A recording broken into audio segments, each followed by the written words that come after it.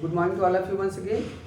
एक बार फिर हम लोग चर्चा करेंगे इलाहाबाद विश्वविद्यालय के जो अपकमिंग आपका बीए थर्ड ईयर का एग्ज़ाम है 2024 में जो होगा उसके बारे में चर्चा करेंगे। अभी तक हम लोगों ने बीए थर्ड ईयर में जो एंशिएंट हिस्ट्री का फर्स्ट पेपर होता है जिसे आप इंडियन कल्चर के नाम से जानते हैं उसके बारे में हम लोगों ने मुख्यतः गेस्ट क्वेश्चन के बारे में चर्चा किया। And now we are going to discuss about the second paper that is known as the historiography, इतिहास दर्शन या इतिहास लेखन, हिस्ट्री राइटिंग के रूप में जिसे आप जानते हैं, जिसका मूल नाम है आपका concept and current in history. तो concept and current in history की चर्चा करेंगे पेपर 2 में कि आपके लिए क्या महत्वपूर्ण प्रोबेबल क्वेश्चंस हो सकते हैं। ठीक है, सबसे पहले यूनिट 1 में चर्चा करेंगे जिसमें आपका मुख्यतः history, definition of history, meaning of history, utility of history and objectivity of history, history is a science और आर्ट, यही मूलतः आपके रखे गए हैं। ठीक है, तो इसमें और कुछ है, एक है काजेशन इन हिस्ट्री। ओके, तो इसमें हम लोग चर्चा करेंगे। इसमें आपके लिए जो दो महत्वपूर्ण क्वेश्चन हो सकते हैं वे हैं, first one is meaning, what is history, इतिहास क्या है, history, what is history, history, it's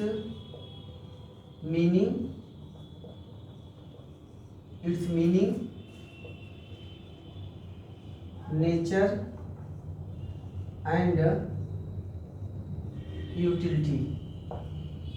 इसका मतलब है इतिहास, उसका अर्थ, इतिहास उसका अर्थ, उसकी प्रकृति और उपादेयता या आपकी उपयोगिता।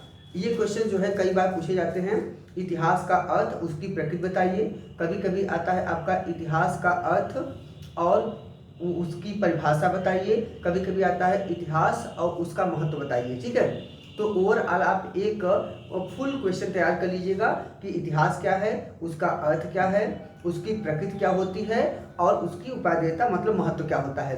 कभी कभी ऐसा भी हो सकता है कि आपको डायरेक्ट क्वेश्चन एक ही पूछ लेगा, कहेगा इतिहास का महत्व बताइए या इतिहास की प्रकृति बताइए, तो आपका पूरा क्वेश्चन एक हो जाएगा, एक फुल पैक हो जाएगा जिसमें पूरा का पूरा क्वेश्चन आपका समाहित हो जाएगा। ठीक है, history, it's meaning, nature and utility, तो एक आप ये तैयार कर लीजिएगा। दूसरा क्वेश्चन इसे तैयार कर लीजिएगा, वह है कि कई बार क्वेश्चन पूछा जाता है कि इज हिस्ट्री साइंस और आर्ट, इतिहास विज्ञान है या कला। दूसरा इसी क्वेश्चन पूछते हैं कभी कभी कि history is a science, no less no more, जो जेबी ब्यूटी का कथन है, जो कथन उन्होंने द आइडिया ऑफ प्रोग्रेस नामक अपनी किताब में दिया है। द आइडिया ऑफ हिस्ट्री देखिए अलग है, कालिंगवुड की है। द आइडिया ऑफ प्रोग्रेस जो किताब है वह आपका है जेबी ब्यूटी की। ओके, तो दूसरा क्वेश्चन जो महत्वपूर्ण है वह आपका है इज हिस्ट्री साइंस और आर्ट, इतिहास कला है या विज्ञान है। इसी क्वेश्चन को, ठीक है, साइंस, इसी क्वेश्चन को बदल के ऐसे पूछा सकता है कि history is a science, no less no more, इतिहास विज्ञान है न कम न अधिक। ठीक है, history is a science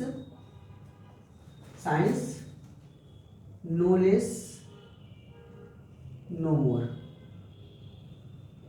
JB Bury का स्टेटमेंट है, कई बार आ जाता है। ठीक है, तो आपको जो बहुत परेशान होना है, जो आपने इतिहास विज्ञान है में पढ़ा होगा उसी की समीक्षा कर लीजिएगा। इस पर हमने बहुत बेहतरीन वीडियो बनाया है, व्हाट इज हिस्ट्री भी बनाया है, नेचर ऑफ हिस्ट्री भी है, मीनिंग ऑफ हिस्ट्री भी है, इंपॉर्टेंस ऑफ हिस्ट्री मतलब यूटिलिटी ऑफ हिस्ट्री भी है, और साथ ही साथ objectivity of history, that is very very famous video on YouTube. Okay, तो आप वहाँ से भी देख सकते हैं। एक आपका हिस्ट्री इज साइंस और आर्ट।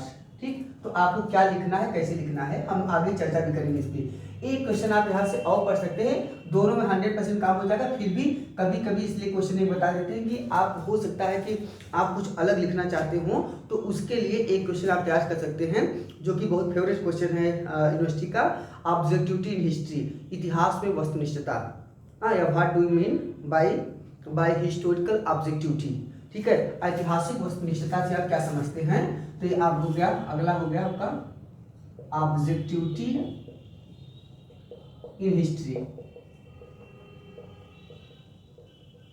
ठीक, दूसरे यूनिट से आप जो क्वेश्चन आपको पढ़ना है वो क्या है, दूसरे यूनिट से आप क्वेश्चन पढ़िएगा, 2 क्वेश्चन पढ़ लीजिएगा, 101% आ जाएगा। पहला आपका है, इसमें विभिन्न अप्रोचेस हैं, जिसमें आपका है ओरिएंटल अप्रोच ऑफ हिस्ट्री, आपका है इसमें colonial point of view, colonial approach of history, Marxist approach of history. तो इसमें कई चीज़ें हैं। ओके, इसी में आपके जो है नेशनलिस्ट अप्रोच ऑफ हिस्ट्री, राष्ट्रवादी इतिहास लेकर, मार्क्सवादी इतिहास लेकर, प्राच्यवादी इतिहास लेकर और साम्राज्यवादी इतिहास लेकर है। तो आपका जो इसके पहले मार्क्सिस्ट अप्रोच ऑफ हिस्ट्री आ चुका है, इसके पहले आपका जो नेशनलिस्ट अप्रोच ऑफ हिस्ट्री भी आ चुका है। तो ऐसे कंडीशन में आप 2 याद कर लीजिएगा, oriental approach of history and second one is आपका कर लीजिएगा कॉलोनियल अप्रोच ऑफ हिस्ट्री या colonial approach to the study of Indian history और द इंडियन हिस्टोरिकल फिलोसफी। ठीक, तो सबसे पहले आप हम चर्चा करेंगे, इसमें एक क्वेश्चन आप याद कीजिएगा, ओरिएंटल अप्रोच ऑफ हिस्ट्री, इसका मतलब होता है इतिहास लेखन का प्राच्यवादी दृष्टिकोण। Oriental approach of history, that is very very important. Oriental approach of history, प्राच्यवादी दृष्टिकोण, प्राच्यवादी इतिहास लेखन का प्राच्यवादी दृष्टिकोण क्या है, इन सब पे हम आपको कंटेंट भी प्रोवाइड करा देंगे, हिंदी इंग्लिश दोनों में। आप हमको व्हाट्सएप कर दीजिएगा, आपके पास ज़्यादातर लोग पास मेरा व्हाट्सएप नंबर होगा भी, 933652 ठीक है। या आप हिस्ट्री विद आनंद पांडे के टेलीग्राम चैनल पे भी आ जाएगा, तो वहाँ से भी आपको हम मटेरियल प्रोवाइड करा देंगे। इसका हम PDF आपको भेज देंगे। जो ओरिएंटल अप्रोच ऑफ हिस्ट्री है, आपका मार्क्सिस्ट अप्रोच ऑफ हिस्ट्री है, ऑब्जेक्टिव हिस्ट्री है, हिस्ट्री साइंस और आर्ट है, ये सारे हम आपका meaning of history, nature of history, importance of history, वो सब आपको प्रोवाइड करा देंगे। दूसरा क्वेश्चन यहाँ पे याद कर लीजिएगा, colonial approach to the study of history. ठीक है, तो कॉलोनियल अप्रोच मतलब हो गया साम्राज्यवाद, आप कह सकते हैं इसे उपनिवेशवादी दृष्टिकोण। ठीक है, तो दूसरा आप याद कर लीजिएगा, कॉलोनियल अप्रोच ऑफ हिस्ट्री। अब चाहे इसको जैसे पूछे, इसका मतलब हो गया आपका कि इतिहास लेखन का जो औपनिवेशिक दृष्टिकोण है, या आप जिसे उपनिवेशवादी दृष्टिकोण कहते हैं, यही है। यही आपका समाजवादी दृष्टिकोण से बिल्कुल मिलता जुलता है। समाजवादी दृष्टिकोण भी आपको यही लिखना है। ओके, तो यहाँ पर हो जाएगा आपका औपनिवेशिक दृष्टिकोण, औपनिवेशिक कहे चाहे उपनिवेशवादी दृष्टिकोण कहे, इतिहास लेखन का औपनिवेशिक दृष्टिकोण क्या है। इसमें आपको बताना पड़ेगा कि मैकाले ने क्या कहा, मैक्स मूलर ने क्या कहा, हर्बर्ट रिजले ने क्या कहा, इन सब के बारे में ढेर सारी बातें आपको बताना है। चलिए अगला देखते हैं, यूनिट 3 की चर्चा करेंगे। यूनिट 3 में आपका जो है यह मुख्यतः कुछ हिस्टोरिकल फिलॉसफी है, जो जिसमें आपके टॉयनबी हैं, स्पेंगलर हैं, कार्ल मार्क्स हैं, ठीक है, रांके हैं। तो मार्क्स और रांके ऑलरेडी पूछे जा चुके हैं, हाँ, और इसमें आपका इसमें टॉयनबी पूछे जा चुके हैं। तो टॉयनबी और रांके पूछे गए हैं पिछली बार। तो आप इसमें 2 पढ़ लीजिएगा। एक पढ़ लीजिएगा कि discuss the main features of Spengler's philosophy of history, और दूसरा आप कह सकते हैं main features of Marxist philosophy of history. तो 2 पढ़ सकते हैं। पहला आप पढ़ लीजिएगा, वो है आपका Spengler's philosophy of history, Spengler's philosophy of history,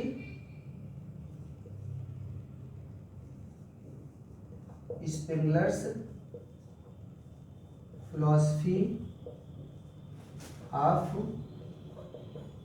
इन सब का नोट्स मैं आपको टेलीग्राम चैनल पर भी शेयर कर दूंगा। History with Anand Pandey Telegram link है। ओके, तो Spengler's philosophy of history, Spengler का ऐतिहासिक दृष्टिकोण, ठीक है, स्पेंगलर का ऐतिहासिक दृष्टिकोण कर सकते हैं, या स्पेंगलर का इतिहास दर्शन। ठीक, स्पेंगलर का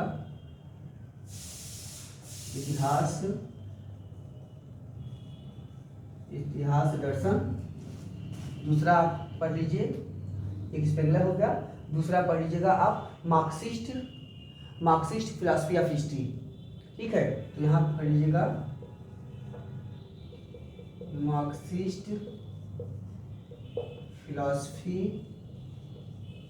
ऑफ हिस्ट्री, मतलब main features of the Marxist philosophy of history, मतलब मार्क्स के जो इतिहास लेखन है, जो मार्क्स का इतिहास दर्शन है वो बताना है, ठीक है। मार्क्सवादी इतिहास लेखन नहीं, मार्क्स का इतिहास जो आपका ऐतिहासिक दर्शन वो बताना है। जैसे मार्क्स का है थियरी ऑफ एडिशनल वैल्यू का सिद्धांत है, मार्क्स का आपका एशियाई उत्पादन पद्धति एशियन मोड ऑफ प्रोडक्शन का सिद्धांत है।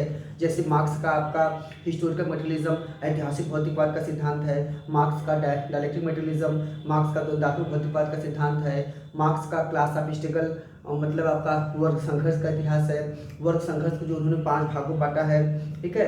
पहला आपका है प्रिमिटिव कम्युनिज्म, दूसरा है आपका एज ऑफ स्लेवरी, तीसरा है एज ऑफ फ्यूडलिज्म, चौथा है आपका एज ऑफ कैपिटलिज्म और पांचवा आपका है एज ऑफ कम्युनिज्म। तो इन सबको आपको वहाँ बताना पड़ेगा, ठीक। जैसे आप यही क्वेश्चन है, मान लीजिए आपका मार्क्सिस्ट फिलॉसफी ऑफ हिस्ट्री है, हो सकता है तो आपका हो जाएगा मार्क्स का इतिहास दर्शन, हो गया, ठीक। अब यही क्वेश्चन मान लीजिए इसमें से एक टॉपिक को दे दे, कह देगा आपका कि throw light on the class struggle theory of Marxism. तो मार्क्स का वर्ग संघर्ष का जो सिद्धांत है उस पर प्रकाश डालिए। तो केवल वर्ग संघर्ष लिखना है, क्लास स्ट्रगल क्या है, क्लास स्ट्रगल के प्रोसेस क्या है, क्लास स्ट्रगल की जानकारी मार्क्स के किस बुक में होती है, जर्मन आइडियोलॉजी में होती है, वो सब आपको पूरा डिटेल बताना है। हम चर्चा करेंगे कि आपको इस पर क्या लिखना है, ठीक है। एक एक पॉइंट भी हम लोग इन क्वेश्चंस पे अभी आगे चल के आपका मान लीजिए कि एक एक दो दो लेक्चर में आपके 10 क्वेश्चन जो है कवर अप कर देंगे कि आपको किस क्वेश्चंस में क्या क्या आपको लिखना है।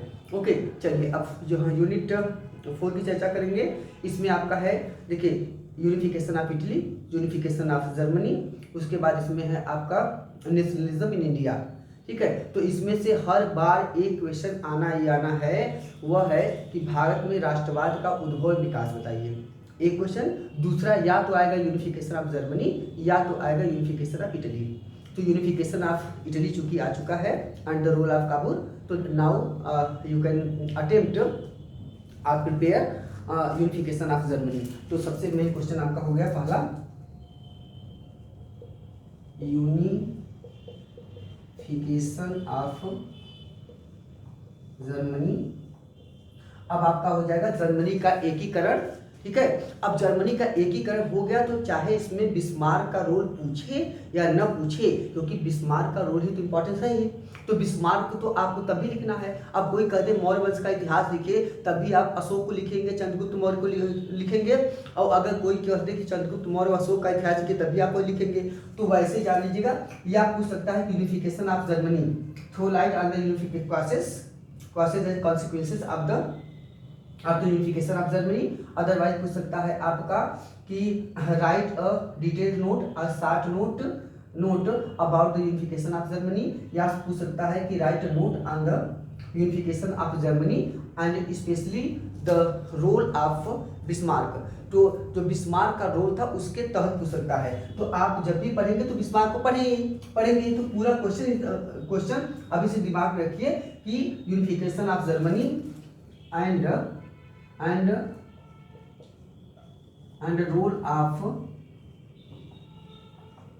रोल ऑफ बिस्मार्क, ठीक है, role of Bismarck.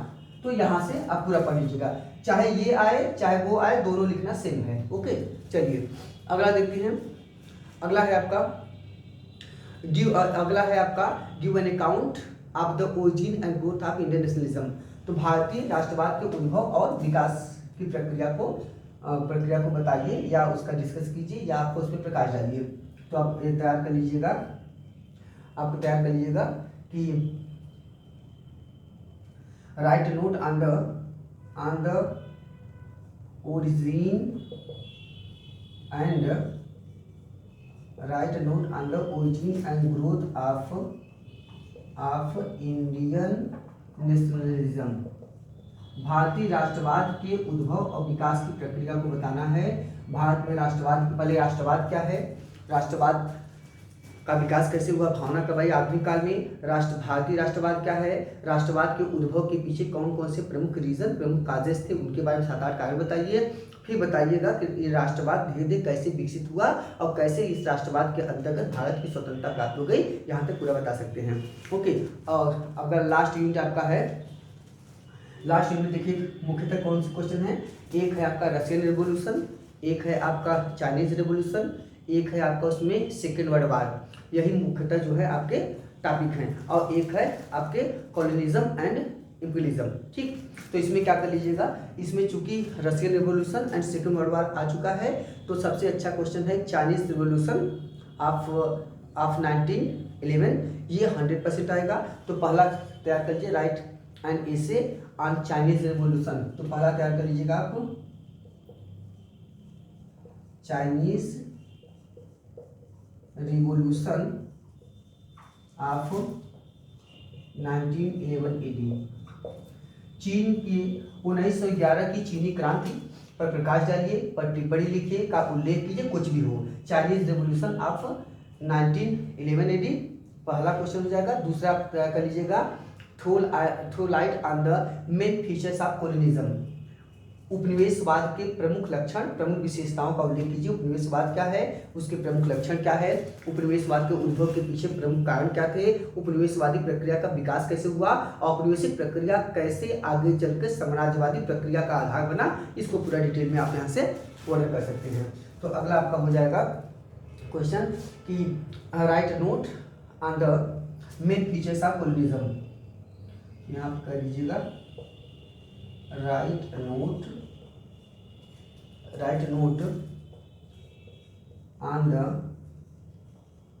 on the main features of colonialism।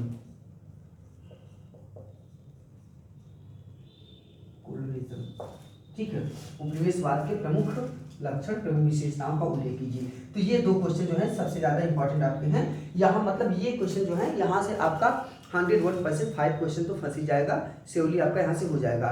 ठीक है, सिक्योरिटी के लिए अगर आप चाहें तो अगर आपको कुछ अलग लिखना हो तो आप 1-2 क्वेश्चन और ट्राई कर सकते हैं, जैसे आप काजेज एंड कॉन्सिक्वेंसेज आप सेकंड वर्ल्ड वार भी तैयार कर सकते हैं, बट पहले पिछली बार आ चुका है, तो इन दोनों से तो 100% एक क्वेश्चन आ ही जाएगा। ठीक है, चलिए फिर हम लोग थर्ड पेपर की आगे चर्चा करेंगे। Thank you to all of you.